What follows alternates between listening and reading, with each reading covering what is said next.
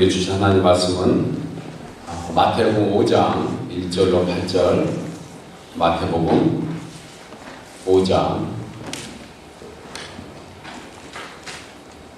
1절에서 8절, 오늘 함께 나눌 설교 제목은 마음이 청결한 자의 복에 대한 얘기입니다.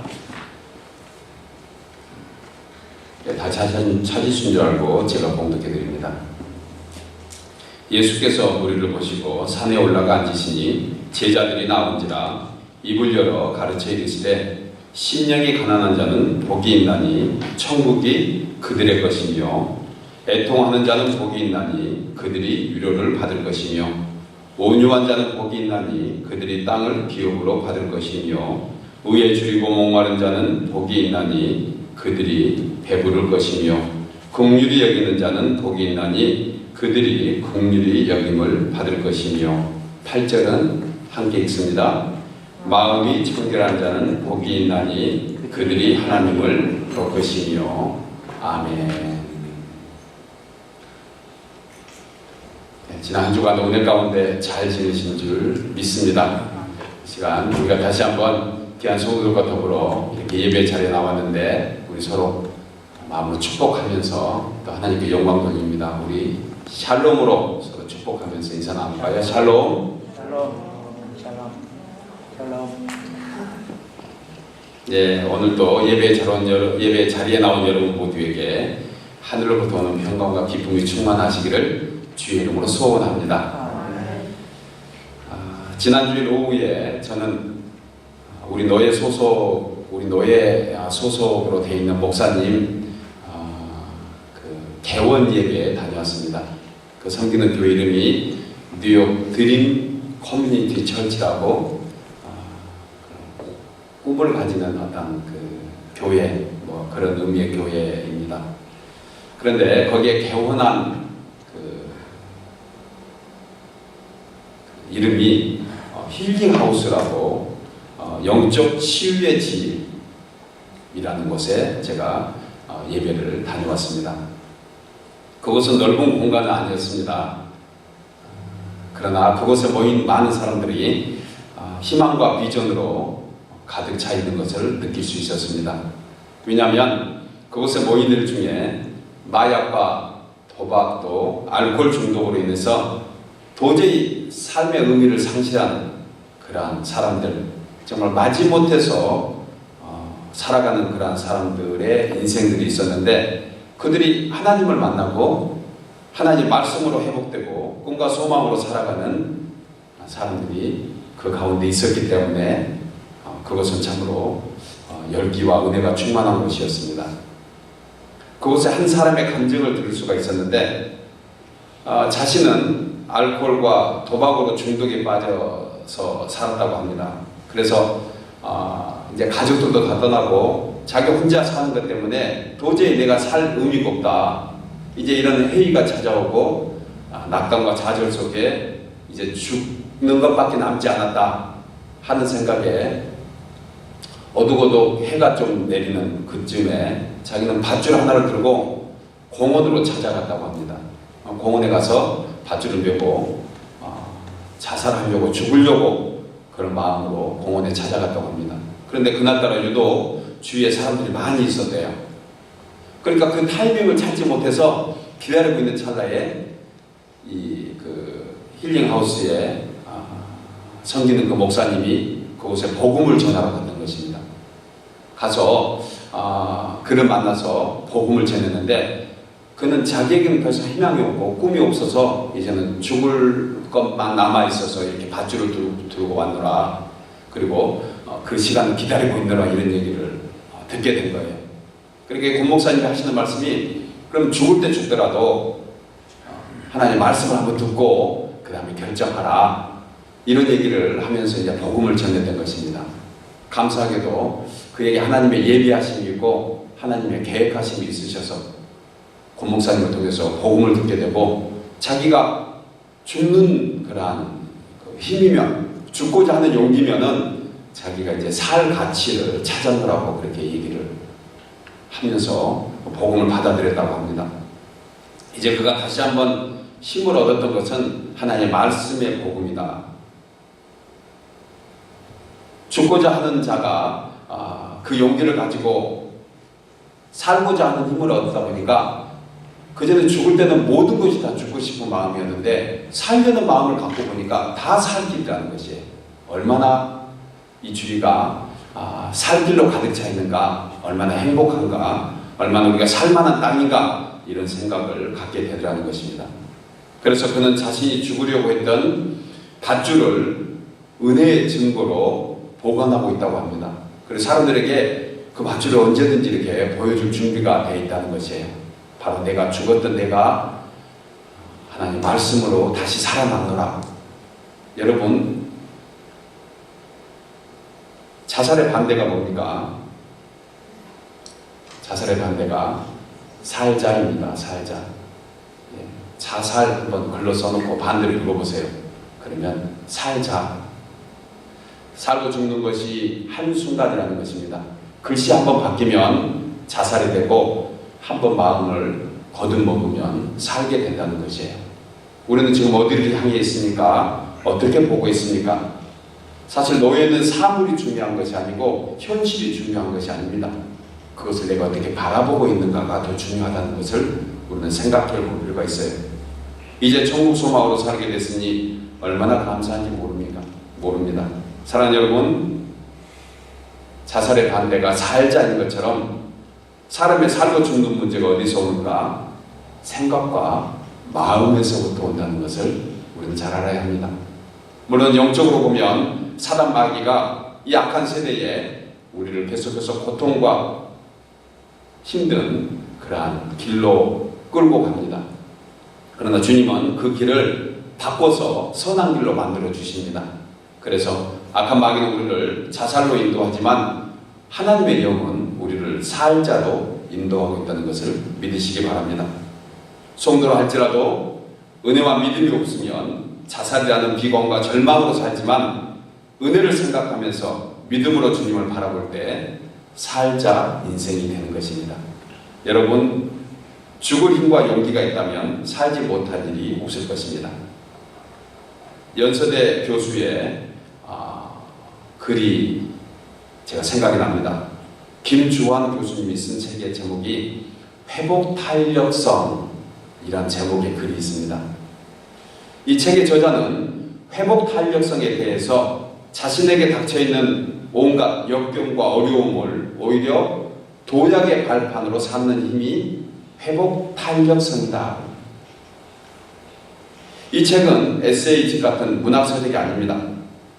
자문이나 상식으로 전해져 있던 행복한 습관들을 구체적으로 실험해서 나타낸 연구 자료에 대한 책입니다. 그러니까 우리에게는 참 주목이 될 만한, 우리 삶에 도움이 될 만한 그런 책의 내용인데, 인생의 성공은 어려움이나 실패가 없는 상태가 아니고 역경과 시련을 극복해낸 그러한 상태가 바로 성공이다. 그러니까 성공한 삶은 나에게 있는 어려움과 실패와 좌절, 그것을 내가 극복할 수 있는 그런 용기와 그런 의지가 있는 것이 바로 성공이라는 것을 김 교수님이 책을 통해서 우리에게 얘기해 주고 있습니다. 결국 마음속에 긍정적인 심리가 성공의 삶으로 이어지게 된다는 것을 우리는 알 수가 있습니다. 사랑하는 여러분, 우리가 어떻게 긍정의 마음을 또 회복의 탄력성을 소유할 수 있을까요? 바로 하나님의 말씀 외에는 다른 것이 없습니다. 기도하면서 나아갈 때 우리는 이 모든 것에서 이기게 되고 성공하게 되고 회복하게 된다는 것이에요. 하나님의 말씀은 우리의 영혼의 치료가 되고 자살에서 살자로 바꾸는 회복의 능력이 있는 줄 믿습니다. 우리 옆 사람에게 얘기하십시오. 우리 은혜 받고 잘 삽시다. 시작. 은혜 받고 잘 삽시다. 예, 죽겠다 하지 말고 어디 있다 했죠? 예, 죽게 있다. 죽겠다 하지 말고 죽게 있다. 다시 한번 얘기할까요? 옆에 분들에게 죽겠다 하지 말고 죽게 있다 하라. 시작.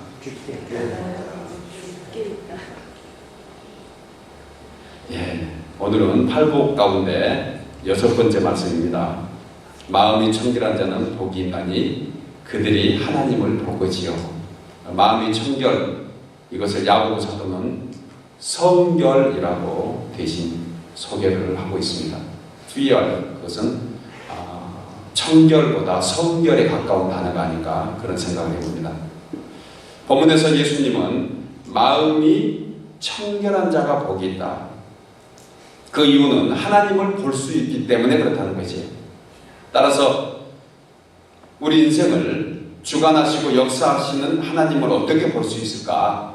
우리가 어떻게 그분을 보면서 신앙생활을 할 수 있을까? 세 가지로 함께 은혜를 나누려고 합니다. 첫째로 사람의 마음이 어떤 것이고 도대체 그 마음은 어떤 역할을 하고 있는가?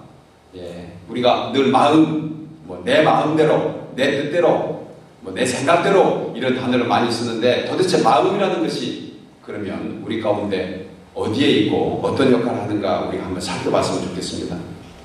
마음이란 히브리어로 레부 그런 단어를 씁니다.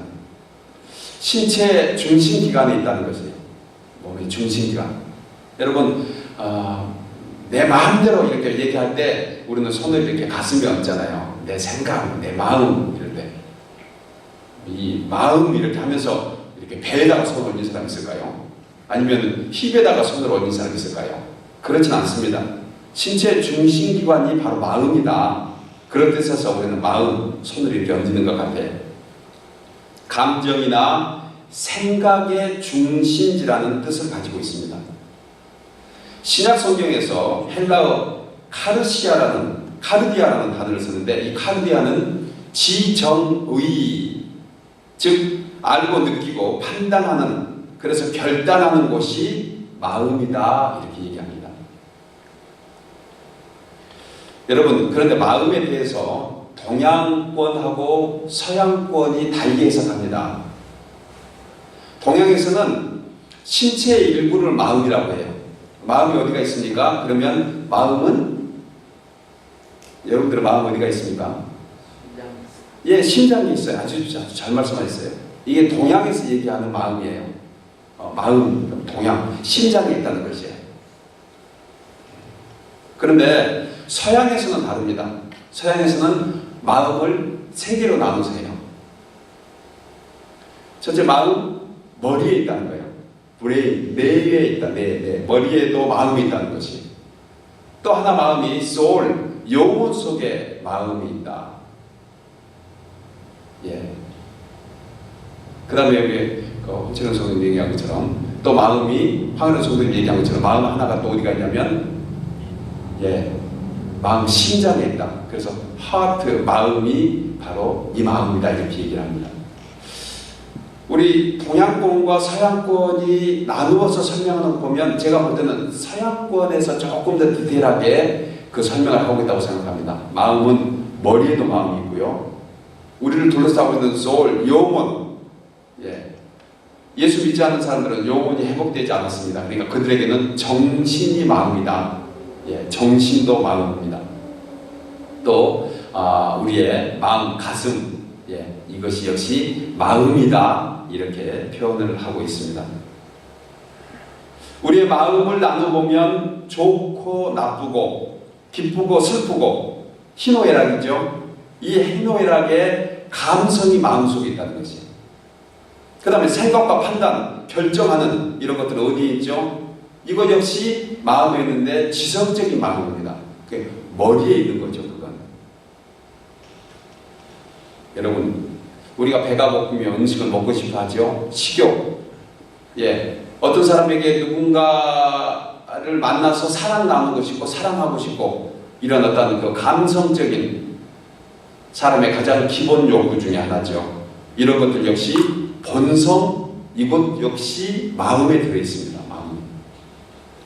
이 세 가지 기능이 중요한 것은 뇌에서부터 시작된다는 거예요. 머리에서 시작된다는 것입니다. 이 세 가지가 가장 조화로울 때 사람의 마음이 건강하다 이렇게 얘기합니다. 기쁘고 슬프고 아프고 좋고 나쁘고 하는 희노애락, 감성에 대한 것, 그 다음에 무엇을 옳고 그런 것을 판단할 수 있는 어떤 지성적인 것, 그 다음에 우리가 먹고 또 쉬고 할 수 있는 그런 본성적인 것, 사랑할 수 있는 것, 이런 것들이 균등하게 가지고 있을 때 건강하다 이렇게 얘기합니다. 여러분들의 건강은 어떻습니까? 사람의 마음이 어떤 사물을 보는 눈과 같다 이렇게 얘기합니다. 우리가 너무 잘 아는 거죠. 눈은요, 이 두 개 달린 눈만 가지고 눈이 아니다. 마음의 눈이 더 중요하다. 무엇을 볼 때 안경을 쓰고 보십시오. 그러면 그 안경 쓴 색깔대로 보입니다. 빨간 안경 쓰면 빨간색으로 보일 거고, 파란색을 쓰면 파란색으로 보이는 거 우리 너무 잘 알잖아요. 무엇을 보느냐, 그것은 마음에 있는 대로 보인다는 것을 우리가 잘 알고 있습니다. 예를 들면 어떤 사람에 대해서 여러분 사랑하는 마음으로 보기 시작하면요, 하는 짓도 예뻐요. 우리 할머니들 한번 생각해 볼까요? 우리 할머니들 어릴 때 밥 먹으면 어린 저희들이 깨끗하게 안 먹잖아요. 깨끗하게 안 먹습니다. 뭐 좀 흘리고 먹을 수 있죠. 얼굴에 좀 붙이고도 먹기도 하고 그래요. 그 얼굴에 붙였을 때 저희 어른들은 흔히 그런 얘기합니다. 얘야, 저녁에 먹으려고 붙여놨어? 이렇게 얘기를 하는 할머니들도 계세요. 그것은 그 손주를 예쁘게 보니까 하는 얘기죠. 그리고 손을 떼가지고 이렇게 요즘 할머니들은 어떤지 모르겠습니다. 옛날 저희 할머니들은 손으로 떼서 입으로 더 넣어주든지 자기가 먹어요, 그걸. 예쁘니까. 안 해보셨습니까? 그런데 미운 사람이 어쩌다가 밥 먹다가 밥을 하나 붙이잖아요. 그럼 어쩌면 욕심이 많아요. 집에 가서 먹으려고 그것도 가지고 와요. 뭐 이렇게 얘기하는 거예요. 똑같이 밥풀이 묻었는데 어떤 경우에는 그렇게 사랑스럽게 표현해주고 어떤 경우는 핀잔 주고 한다는 것입니다. 그 밥풀이에 대한 문제가 아니죠. 내가 어떻게 거기에 반응하냐는 문제예요. 여러분, 사람의 믿고 고운 것은 자기 자신에서 나온다고 얘기합니다. 그러나 보는 우리에게서 나온다는 것이에요. 우리가 어떻게 무엇을 보는가, 어떻게 생각하는가. 믿음의 사람 아브라함은 하나님을 향한 믿음을 가지고 소망의 눈으로 보니까 하늘의 별이 무수한 자식으로 보였던 것입니다. 아브라함이 본 것은 별을 본 것이 아니고 그 별에, 그 창공에 떠있는 그 별 수만큼 민족이 생긴다는 것을 그가 고백하고 있습니다. 바다의 모리아를 보면서 뭐라고 얘기합니까?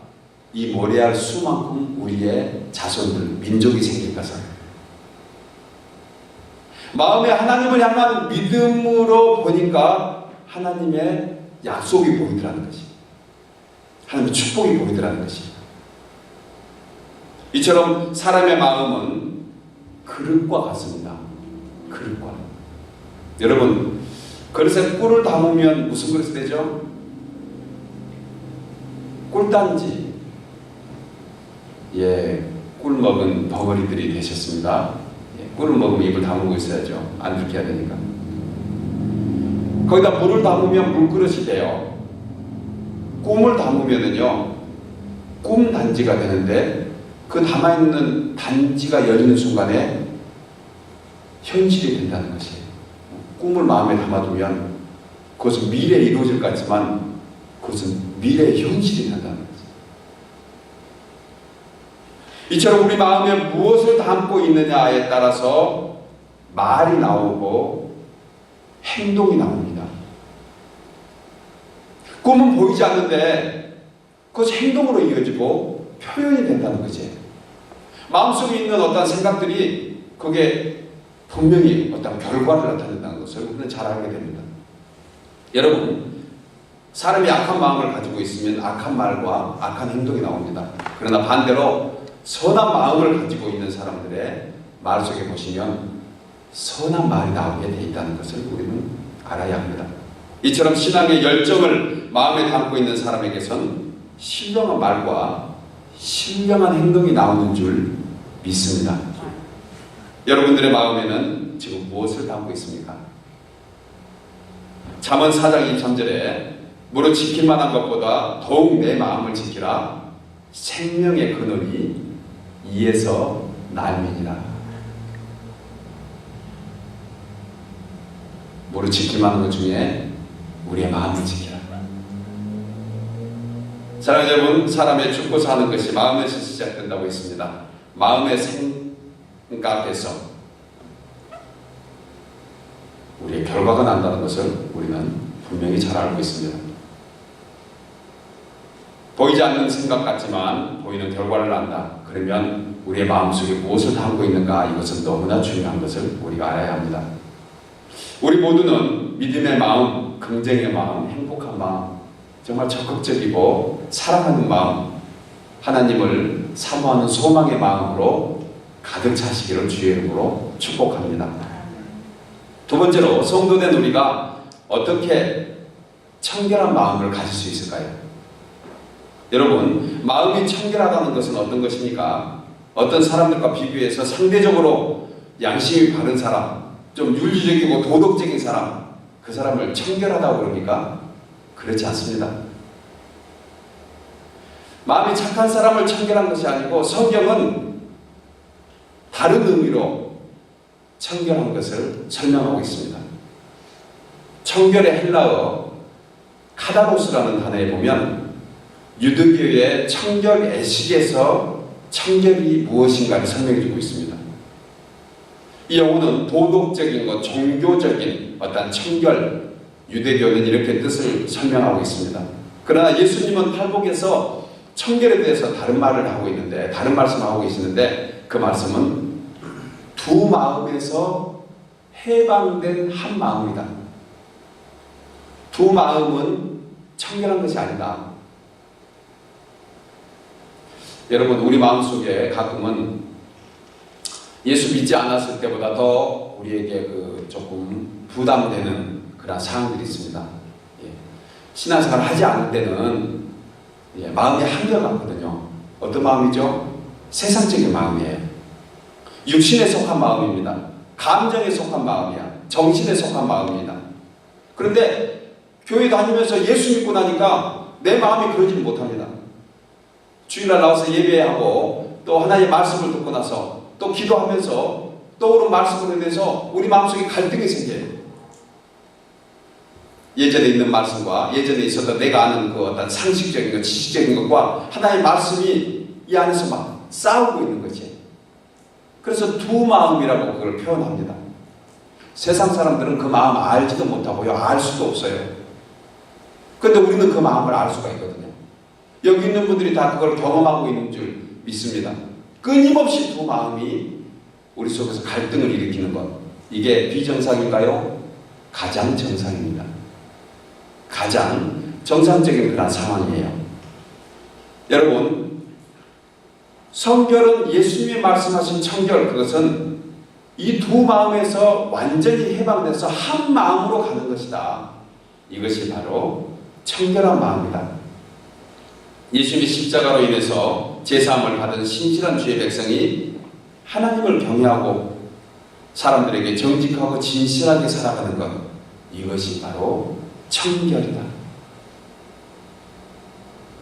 그래서 성경학자인 데일 알리스는 청결한 마음을 이렇게 정의합니다. 외적인 행실과 내적인 생각이 일치하여 이중적이지 않는 것이며 다른 무엇보다도 하나님을 기쁘시게 하는 소망이 포함되어야 한다. 따라서 마음의 청결한 것은 오직 한 가지로 하나님의 뜻을 자신의 뜻으로 받아들인 것이다. 아멘입니까? 꿀 드셨습니까? 하나님의 뜻을 자신의 뜻으로 받아들인 것이다. 야고보서 1장 5절에 보면 오직 믿음으로 구하고 조금도 의심하지 말라. 의심하는 자는 마치 바람에 밀려 요동하는 바닷물결 같으니 이런 사람은 무엇이든지 주께 얻기를 생각하지 말라.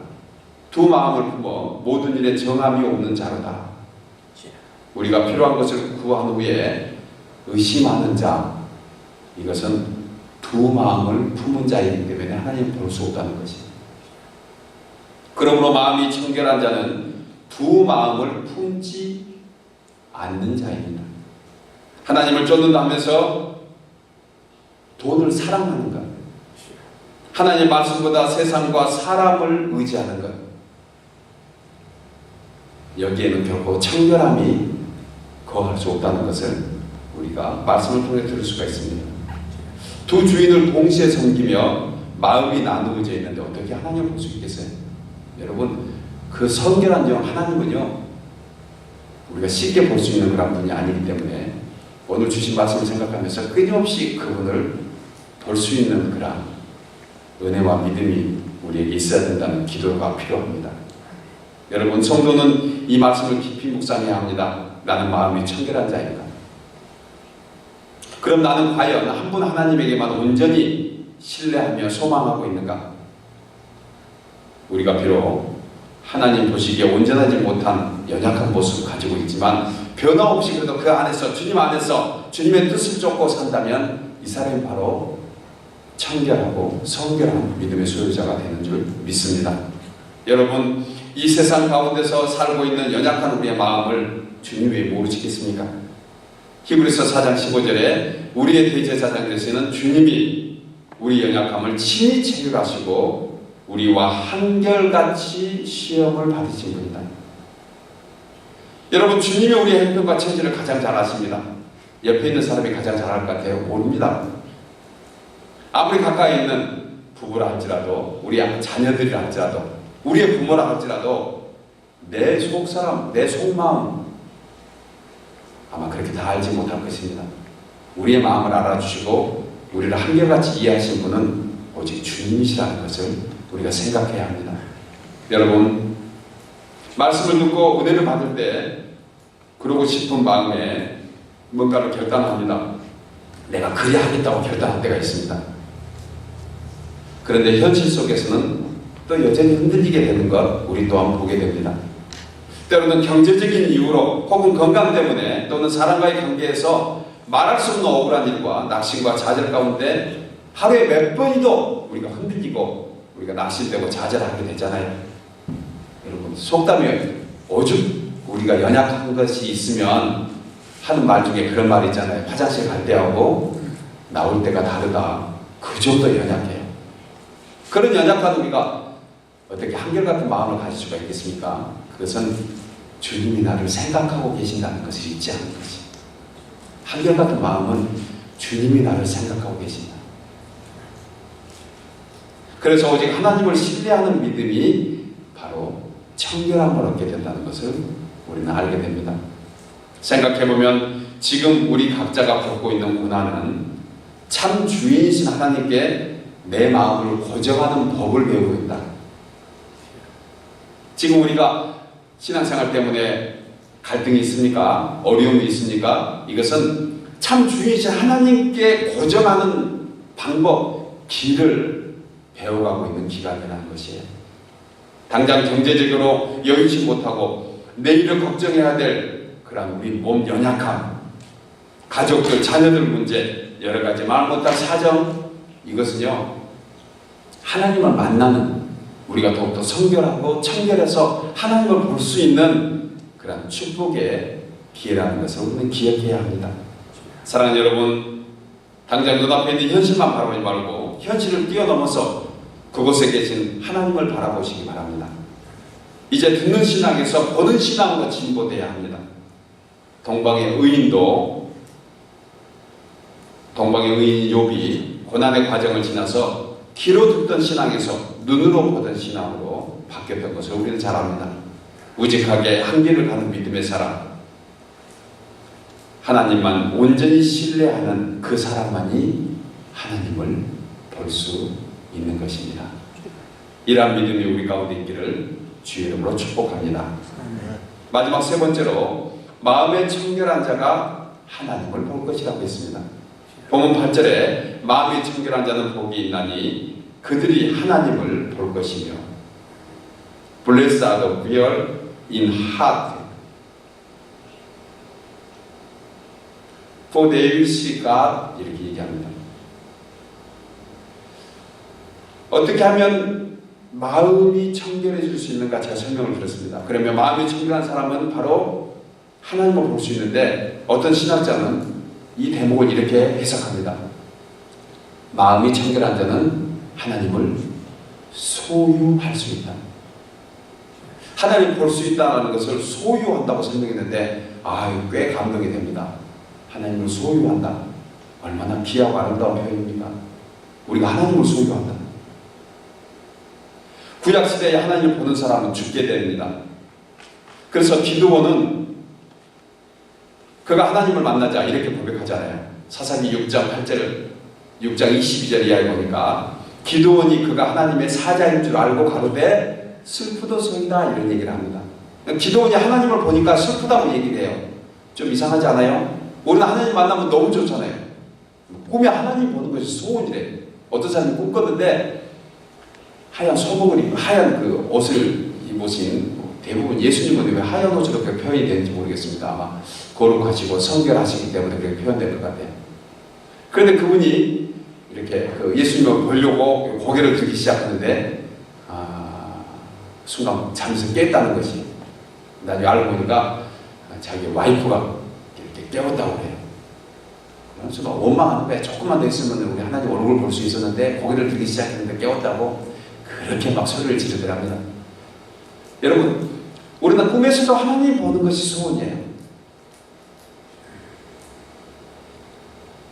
이쪽 보고 얘기합니다. 하나님 꿈에도 보는 것이 소원인 줄 믿습니다. 꿀 삼키세요. 꿀 그만 입에 담고 계시지 말고. 꿈에도 하나님 보는 게 소원. 그런데 그 기드온은요, 하나님을 직접 봤는데 그가 슬프다고 얘기합니다. 왜 그랬을까요? 구약시대 때 하나님을 본 사람은 살 수 없다고 그렇게 설명을 하고 있는 표현이 있어서 아마 기드온이 그런 이유 때문에 슬프다고 표현한 것 같습니다. 그런 기드온에게 너는 안심하라 두려워 말라 죽지 아니하리라. 그때 기드온이 여호와를 위하여 거기에 단을 쌓고 그 만난 하나님, 그 하나님의 단의 이름을 붙였는데 그게 바로 무슨 이름이냐면 여호와 샬롬이에요. 그래서 기드온이 하나님을 표현할 때 여호와 샬롬 이렇게 얘기합니다. 그러니까 샬롬의 은혜가 얼마나 우리에게 소중한 단어인지 몰라요. 샬롬은 우리가 다시 한번 회복되고 사는 그런 인사고 우리에게 축복의 단어가 바로 샬롬입니다. 하나님을 본 사람. 우리가 매일같이 매주마다 만날 때 서로 샬롬으로 인사하잖아요. 제가 이 얘기를 하고 나니까 우리의 그 성도 가운데 예전에 하지 않았던 단어를 쓴다고 하잖아요. 아침 일어나면서 부모님 보고 샬롬, 그 다음에 아내를 보고 샬롬 이렇게 얘기하는 넉넉한 마음이 왜 생겨요?